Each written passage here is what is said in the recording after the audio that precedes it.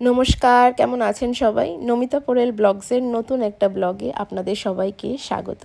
আজকে সকালবেলা ঘুম থেকে উঠেই আমরা সবাই রেডি হয়ে বেরিয়ে পড়েছি আমাদের ডেস্টিনেশনে যাওয়ার জন্য। আমরা চললাম মেয়ের সামার ভ্যাকেশনের ছুটিতে ছুটি কাটাতে, আর তার সাথে ছোট্ট করে আমাদের একটা অ্যানিভার্সারি ট্রিপও হয়ে যাবে। ছোট্ট ট্রিপ মানেই অবশ্যই আমাদের কাছাকাছি দীঘা, মন্দারমণি ছাড়া আর কি আছে বলুন। মানে আমাদের বাড়ির কাছাকাছি আমরা মন্দারমণি যাচ্ছিলাম। প্রথমে দীঘা যাওয়ার প্ল্যানিং হয়েছিল, কিন্তু তারপর এই মুহূর্তে দীঘাতে যে পরিমাণ ভিড় হচ্ছে আমরা সেটাকে ক্যান্সেল করি এবং আমরা চুজ করি যে আমরা মন্দারমণি যাব।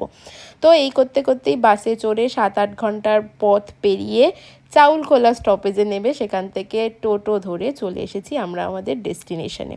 আমরা ভোরের আলো ছিলাম। রিসর্টটা বেশ ভালো এবং একদম সি ভিউ রিসর্ট, সামনের থেকে একদম সমুদ্র দেখা যাচ্ছে। চলে আসলাম সমস্ত ফর্মালিটিস কমপ্লিট করে রিসেপশন থেকে আমাদের রুমে এসেই সব থেকে ভালো একটা জিনিস যেটা দেখে মন ভরে গেল সেটা হলো এই সি ভিউটা। যাই হোক, শুধু সি ভিউ এনজয় করলেই তো চলবে না, তার সাথে সাথে বাকি কাজ আছে। আমাদের আস্তে আস্তে দুপুর হয়ে গেছিলো, তো ভাবলাম প্রথমে চেঞ্জ করে নিই একটু সুইমিং পুলে। যদিও আমি সুইমিং পুলে নামিনি, সুইমিং পুলে নেমেছিল ওরাই, মানে মিস্টার বিশ্বাস, আমার দেওর আর বুটু, ওরা তিনজনেই নেমেছিল সুইমিং পুলে। আমি আর আমার যা দুজনে সুইমিং পুলে নামিনি। তো ওরা বেশ কিছুক্ষণ সুইমিং পুলে ছিল। আমরা যেহেতু দুপুর হয়ে গেছিলো, একেবারে দুপুরের লাঞ্চই করবো এখান থেকে।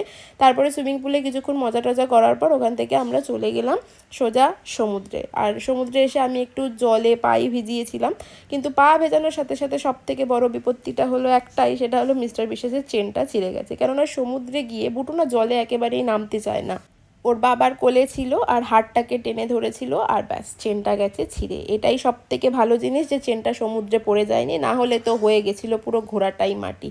যাই হোক, তারপরে বাড়ি এসে হোটেলে এসে ফ্রেশ ট্রেশ হয়ে আমরা সোজা চলে গেছি লাঞ্চ করতে।